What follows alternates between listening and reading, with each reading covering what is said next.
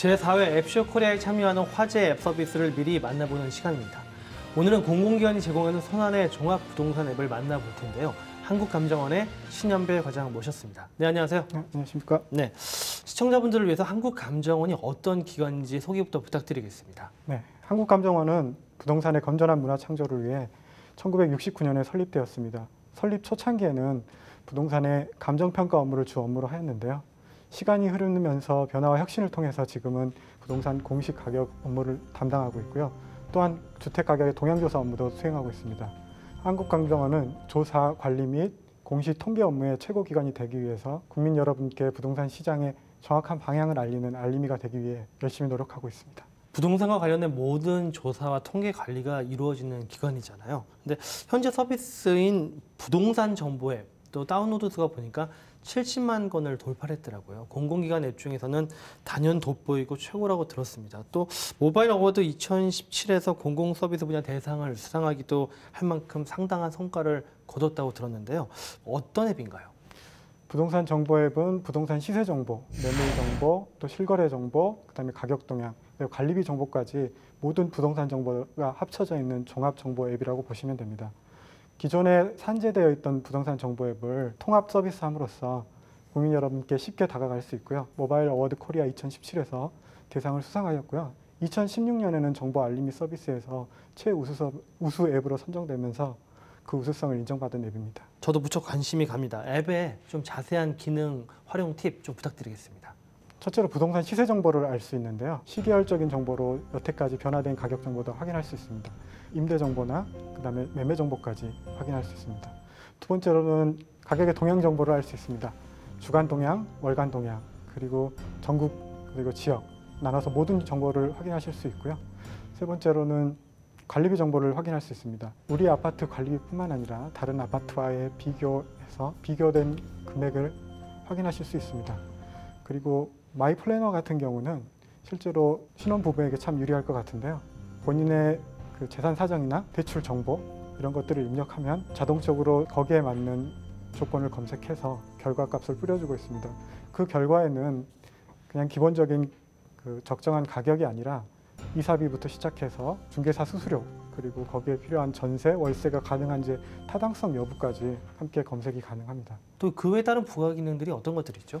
전국에 있는 보상공고계획을 한눈에 확인하실 수 있고요. 부동산 거래 도움이라는 정보가 있습니다. 이 정보 안에는 부동산 지식과 부동산 거래 절차, 그리고 부동산에 관련된 제출 상품, 세금 계산기, 중개 수수료에 대한 계산기까지 이 기능을 이용하실 수 있습니다. 현재 앱 사용자들의 만족도가 좀 궁금합니다. 그리고 또 부동산 정보 앱을 통한 지금까지 성과도 상당할 것 같은데 만족도와 성과 어떻습니까?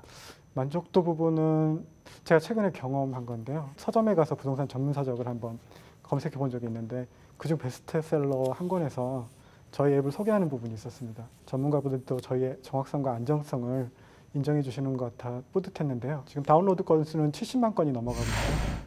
평일 평균 20만 건의 조회와 주말에는 70만 건의 조회가 일어나고 있습니다. 이런 부분을 봐서 국민 여러분께서 유용한 앱으로 생각하시고 많이 이용해 주시지 않나 생각이 들고요. 부동산 이 정보 앱이 사회적인 비용을 좀 절감시켰다 이런 성과가 상당하다 이런 얘기도 있습니다. 어떤 성과인가요? 세 가지 정도로 제가 요약해서 말씀을 드릴 수 있을 것 같은데요. 첫 번째로는 사회적 비용을 절감하는 효과가 있었을 것 같습니다. 국민 여러분들께서 부동산 정보 사이트나 중개사무소 또는 대출은행을 찾아가서 일일이 정보를 검색하실 필요가 없기 때문에 그 비용을 절감시켜 드린 것 같고요. 두 번째는 시장의 투명성에 역할을 한 것 같습니다.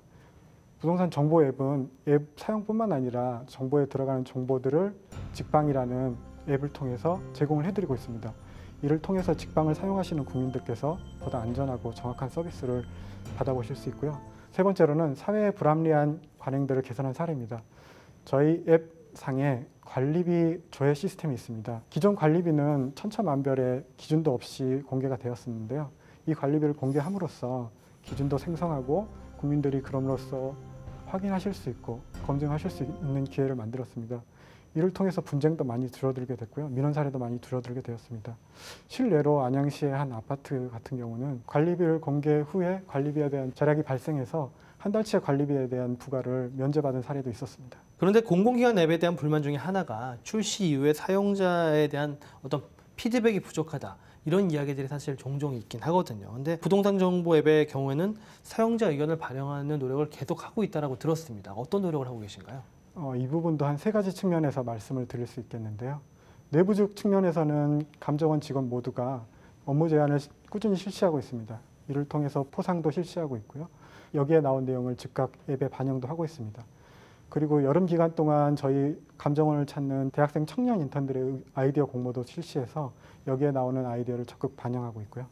두 번째로는 국민의 목소리에도 귀를 기울이고 있습니다. 앱 마켓에 올라오는 리뷰나 별점 같은 것들을 저희들이 상시 모니터링 체계를 구축해서 올라오는 내용들의 즉각 앱에 반영할 수 있는 시스템을 구축했고요. 세 번째로는 전문가 의견 수렴입니다. 공인중개사나 평가사 그리고 주택관리사분들의 의견을 수렴해서 이 부분도 즉각 반영하고 있어서 어느 한 부분이 아닌 전문가 그리고 내부 외부의 모든 의견을 수렴해서 개선하고 있습니다.